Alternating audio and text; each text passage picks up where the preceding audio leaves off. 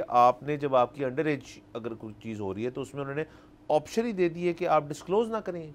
نہیں، اصل میں ہوا یہ ہے کہ جو اگین آپ انڈر ایج شادی جو ہے یہ جرم ہے.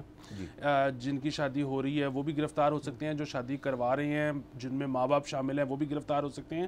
اور اب بہت عرصے سے قانون یہ ہے کہ جو نکاح خواں ہے وہ بھی گرفتار ہو سکتا ہے. اگین یہ جو خبر آئی ہے یہ ہر تھوڑے دن بعد اس طرح کی خبر آتی ہے، اور اس طرح کی خبر کا مقصد یہ ہوتا ہے، یقیناً کوشش بھی سرکار یہ کرتی ہوگی کہ جی ہم اب کریک ڈاؤن کرنے لگے ہیں یا اب ہم اس میں زیادہ سختی لانے لگے ہیں.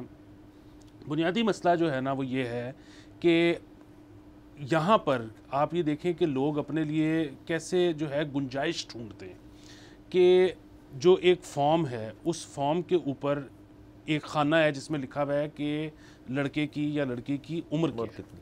اچھا، اس میں جو ہے جھوٹ بھی لکھا جا سکتا ہے، مطلب اس میں زیادہ لکھی جا سکتی ہے جبکہ وہ انڈر ایج ہے. لیکن اپنے لیے گنجائش کیسے ڈھونڈتے ہیں تمام لوگ جو اس میں ملوث ہوتے ہیں کہ اس کو ایمپٹی چھوڑ دیا جاتا ہے کہ کل کو اگر پکڑ ہو جائے تو وہ کم از کم کہیں کہ جی ہم نے غلط تو نہیں لکھی تھی، ہم نے تو لکھی ہی نہیں تھی.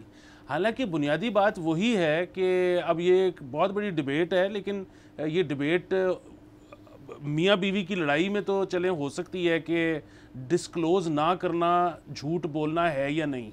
لیکن ایسا ایک معاملہ مطلب دیکھیں، نکاح جو ہے وہ ایک کانٹریکٹ ہے، یہ بالکل اور کانٹریکٹ چاہے شادی کا ہو، چاہے لین دین کا ہو، کاروبار کا ہو، کسی بھی چیز کا کانٹریکٹ ہے. کانٹریکٹ کی جو سینکٹیٹی ہے اس کا اپنے پاس رکھنا ہی رکھنا ہے. سو اگین اس میں آپ یہ نہیں کہہ سکتے کہ میں نے جھوٹ نہیں بولا، میں نے تو بیسیکلی وہ کالم فل ہی نہیں کیا.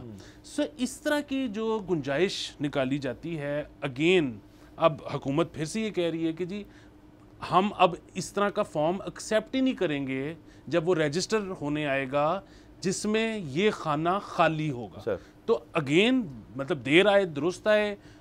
مجھے سمجھ نہیں آ رہی کہ میں حکومت کی تعریف کروں اس چیز پر یا میں تنقید کروں کہ یہ آج سے 2 دہائیاں پہلے کیوں نہیں ہوا. سبسکرائب کریں اور بیل دبائیں تاکہ کوئی خبر رہ نہ جائے.